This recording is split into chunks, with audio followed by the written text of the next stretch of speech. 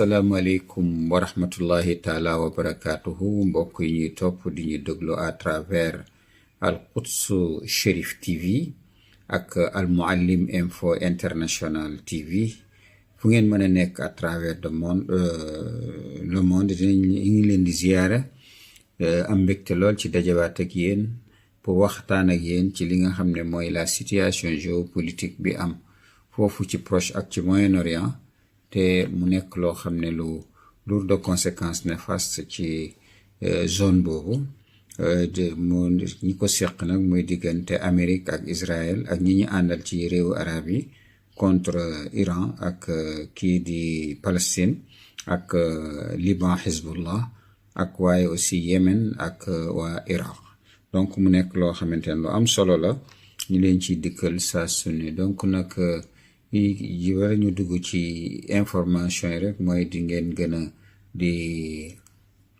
maanaam di gën a di abonné ci chaîne yi waaye mais également di ko partager di liker di commenter dafa nekk loo xamante ne dana am solo parce que dafay jox chaîne yi doole mais également di def ay suggestions ay remarques observations yoo xam dañ koy def ci ni chaîne bi di demee te également lépp loo xamante ne aide la logistique financier wala leneen d'ailleurs mi ngi ñëw ñu ngi sant ñëpp ñi nga xamante ne ñu ngi commencé di joxe di def seen contribution vraiment yu am solo donc pour chaîne bi mën a am doole gën a mën a continuer di dox li nga xamante ne ni moom mooy waru garam donc li jiitu rek mooy wax ne actuellement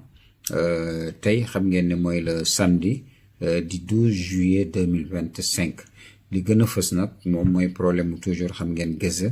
mooy ne Israël fi mu nekk nii mi ngi fay def génocide bu méttee métti moom la ñu tuddee ibaada waaye aussi nettoyage ethnique mooy rey lépp loo xamante ne ni mooy palestinien population Gaza bi nag ci ay xayma wàññeeku na 10% à raison de la guerre génocidaire que le régime sioniste di mener foofu actuellement ci foofu ci Gaza donc mu nekk loo xam ne lu metti lu doy waar Hamas nag mi ngi affirmé que ne kii di Netanyahu moom moo bëggul jàmm am waaw Netanyahu moo bëggul jàmm am saa yi ñu waxee benn point rek ba discuter rek mu am beneen point bu génn moo tax le mouvement de résistance bu Hamas mi ngi affirmé ne maanaam kii di Netanyahu intention dafa malveillante il a des intentions malveillantes yoo xam ne mooy tax li nga xam ne xeex bi du deñ actuellement UNRWA moom na Israël nee na dafa transformer Gaza en cimetière pour enfants et personnes affamées maanaam léegi Gaza nekk na maanaam ay armeel pour ay xale waaye aussi ñoo xam ne dañoo xiif donc ki ko wax mooy Philippe Lazarani muy chef onusien pour les réfugiés palestiniens UNRWA mu nekk loo xamante ne affirmation boo xam ne ci daf ko def ci bande de Gaza ne léegi ay maanaam armeel la ci ay xale waaye aussi ci ñi nga xam ne dañoo xiif ci beneen wàlla mooy ne ci États-Unis mooy kii di ci ay sources mooy le président de la Fed muy Jérôme Powell envisagé na démissionner ci postam parce que dafa xuloog Trump daf ko attaqué waat Trump c'est un moom du toog waaw dafa du toog waaw mais c'est bien parce que li mooy yàq Amérique moo koy tas et loolu c'est bien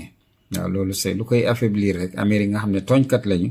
loolu dafa am solo le Pentagone reconnaître na Iran visé na directement léegi base américaine bi nga xam ne moo nekk Udeyd foofu ca Qatar après bi nga xamante ne ni lu mat ñeenti missile laal nañ ko ñoom dañu doon weddi ne loolu amul waaye gis nga boo leen njattee rek nga wone ay preuve rek dañuy maanaam dootuñu amati fu ñu aw parce que ci ay fen ak ci manipulation rek la ñu nekkoon di nax nit ñi tiital nit ñi ba kenn du leen ñeemee attaqué parce que moo tax base boobu dafa maanaam touché benn système de communication clé boo xamante ne ni d'ailleurs sax image satellitaire yi dafa ko révélé mu nekk attaque boo xam ne xam ngeen ne mi ngi amoon ci le 23 juin ci bi weesu ni ci base américaine boobu nekk ci Odeyda nga xam ne dafa abrité benn un grand terminal même de communication de 15 millions de dollars lañ doon utiliser foofu Iran daf ko yàq donc structure contenant boobu des équipements satellitaires essentiels au maintien des communications entre le personnel déployé et les dirigeants militaires américains dans le monde moom la Iran yàq mu nekk loo xam ne lu am solo kii di président wu assemblée bu Iran parlement Iran muy Mohamed Baqir Ghalibaf nee na au moins am na 500 israéliens yoo xamante ne ni Iran rey na leen ci guerre bi. kooku le président de l'Assemblée nationale moo ko wax. nee na aussi lii nga xamante ne ni mi ngi affirmer moom it ki nga xam ne mooy Mohamed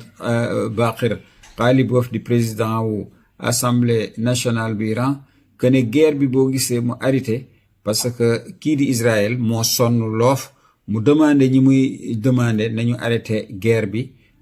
que ne guerre bi boo gisee mu arrêté parce que kii di Israël moo sonn loof mu demandé ñi muy demandé nañu arrêté guerre bi wañ loxo Iran mu bàyyi dóor yi parce que fi mu nekk nii sonn. kii nag nga xam ne mooy le ministre russe des affaires étrangères muy Sergei Lavrov moom arrivé na fee ci Corée du Nord pour ay entretien yoo xamante ni stratégique la avec les responsables de kii Corée nord-coréen. kii nga xamante ne aussi le chef de l'armée bi nga xam ne mooy bu Iran nee na promettre na dig na ne bépp chibre muy maanaam loo xamante ne ni benn centimètre la ci suufu Iran ñoom dinañ ko défendre. loolu nag ki ko wax mooy le général de division Amir Khatami moom nag mu ngi ko def mooy le commandant en chef des armées iraniennes moom ci jëmu boppam mu ngi ko def pour wane li nga xam mooy maanaam préparation bu mën sëkk bi Iran am pour képp koo xam ne laal nga ko mu mën a jëflanteeg yow. donc ki nga xamante ne nii moom mooy aussi ci wàllu Ali Hadrian mu nekk membre du comité national de sécurité et de politique étrangère bu Iran moom it am na ay kàddu yoo xam ne wax na ko ci sur le rapport international de l'agence internationale de l'énergie atomique nga xam ne nee na dañ ko politiser léegi et mu nekk pour le compte des États-Unis ak ñi mu àndal te ñoom loolu duñu ci d'accord. mu ne fii la ñu ñëw Iran laaj rek pour am 20% de l'uranium enrichi ñu fournir ko ñoom ñu indi ay lay te loolu c'était pour destiner à 20 000 ci ay patients ñoo xam ne dañoo feebar. alors ñu waroon a fabriquer ñoom ñu fabriquer ay excuse ne wala amuñu fi dugg ni ba noonu la ko Iran ñàkke donc 20 000 yooyu aussi seen feebar mu am problème. moo tax ñi jaruñoo wóolu jaruñoo bàyyi xel seeni dig du dara dañuy ay fenkat lañu duñu ay nit ñu baax. moo tax médias israéliens yi nee nañu actuellement lii nga xam ne moom y a presque de 20 000 et quelques ci ay soldats ñu ngi souffrir psychologiquement à raison de la guerre. ci loolu te nag nombre boobu mën na doubler xam wax naa leen ko fi yàgg na ay soldats yu dof yu katakay ni yoo xam ne seen xel dafa maanaam génn na ci li nga xam ne mooy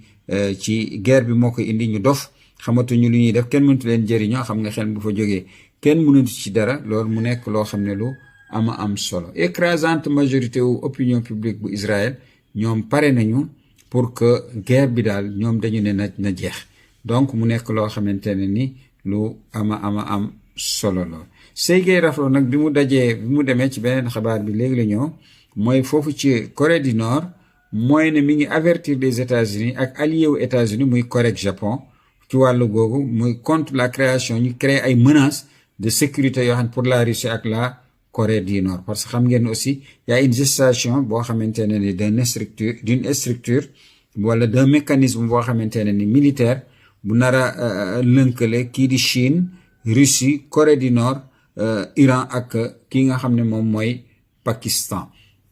le président libanais moom nee na normalisation ak Israël kooku moom nekkagul pour léegi parce que moom ñoom pareeguñu pour normaliser ak kii nga xamante ne ni mooy Israël te bokkul sax ci seen ligne diplomatique normalisation boobu. waaw loolu nag ki nga xamante ne ni mooy mufti chiite booy Ayatollah Qabalan nee na ñun duñu bàyyi mukk sunu atu yi ñu am pour mën a protéger li nga xamante ne ni mooy le Liban. Trump nag évoqué ne dina am importation maanaam déclaration bu mag bu muy def ci altine bi dina ko def maanaam concernant la Russie ak guerre mag kii di Ukraine. kii di Russie nag désigné na France mooy ennemi principal adversaire en Europe bu Russie loolu nag bu ñu yeboo ñu bàyyi ci xel. OTAN aussi kii di Trump nee na moo nar a financer armes américaines yi nga xam ne yëpp moom la ñuy jox léegi kii di Ukraine mu toll ci presque $175 millions jàpp $180 millions. kii nga xamante ne ni aussi moom mooy ONU mi ngi demander que États-Unis na annuler sanctions yi nga xam ne moom la bëgg a teg rapporteuse spéciale am muy Albanese moom mu na ko teggi. donc incha allah mu nekk loo xamante ne ni lu am solo la pour ñu ci bàyyi xel, waaye aussi naka la les États-Unis di violer le droit international ak jeexital yi sur le droit international. mu nekk loo xamante ne ni ay jeexital la parce que xam ngeen les États-Unis dañ koy accuser toujours de violer le droit international à travers plusieurs pratiques yoo xam ne controversées, comme lu mel ni intervention militaire am unilatérale boo xam ne mooy invasion wu Irak en 2003, ci bombardement Yougoslavie ci 1998, maanaam jël ay sanctions yoo xamante ne extraterritoriales yoo xam ne unilatérales, moom États-Unis moo koy jël mu nekk ay des sanctions économiques imposées à des pays tiers comme Cuba, Iran, Venezuela ba ci Russie ak yeneen yu demee noonu nga xam dafay affecté ba ci Russie ak yeneen yu demee noonu nga xam dafay affecté des entreprises yoo xam ne de citoyens étrangers, ce qui est critiqué comme une atteinte à la souveraineté et aux droits humains, ak l'extraterritorialité de ces sanctions nga xam ne qui est jugé incompatible avec le principe de non-ingérence dans les affaires li nga xamante ne ni moom mooy intérieur. waaye également attaque contre des installations nucléaires lu mel ni le bombardement de sites nucléaires iraniens en coopération avec Israël, nga xam ne c'est considéré comme des actes d'agression yoo xamante ne ni une violation du droit des conflits armés. waaye aussi la notion de légitime défense préventive mu nekk loo xam ne c'est un nouveau maanaam c'est une nouvelle création sioniste mu nga xam ne souvent évoqué, n'est pas reconnu par la charte de l'ONU. mu nekk loo xam ne violation la. également l'affaiblissement nga xam ne mooy yàq nag di fënaxal les institutions internationales, muy refus de ratifier ou de reconnaître certaines conventions internationales comme la Cour pénale internationale ou le traité d'interdiction des essais nucléaires. blocage mu nekk aussi ci wàllu blocage ou retrait de financement à des agences de l'ONU, affaiblissant leur capacité à faire respecter le droit international. waaye aussi les États-Unis sont toujours accusés de produire des normes internationales qu'ils imposent aux autres tout en exemptant eux-mêmes de leur application. maanaam dagan na ci ñeneen ñi waaye ñoom États-Unis du dagan ci ñoom, moo tax duñ ko appliquer. donc loolu nag mu nekk loo xam ne lu doy waar la. donc actuellement bu ñu dee xool, le droit international devient un outil de régulation asymétrique utilisé pour justifier des politiques impériales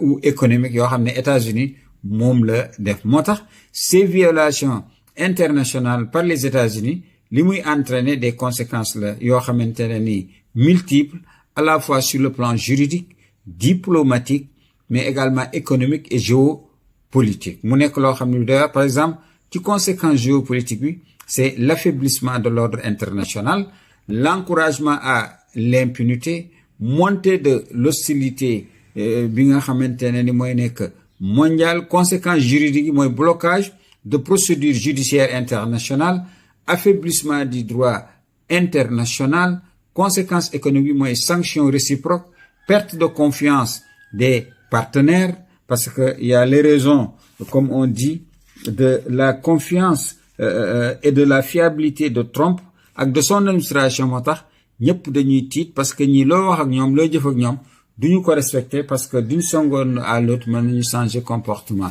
donc boo xoolee ci conséquences diplomatiques yi mooy isolement diplomatique, les États-Unis peuvent perdre leur influence effectivement dans les forums internationaux et voir leur leadership contesté, et ce qui est en train de se produire. donc réaction politique am na des pays comme l'Iran ou la Colombie ou bien le Venezuela appellent à des mesures concrètes contre les violations du droit international, y compris des sanctions ou des ruptures de coopération. donc mu nekk loo xamante ne lu am solo. mbokk yi lii lañ leen indileen woon à travers Mouhalim Info International, waaye aussi à travers Al Quds Cherif TV di seeni télévision yoo xamante ne ñoo leen di jox les xibaar yu baax yi yu leer yoo xam ne ci source yu leer lañ koy jóge pour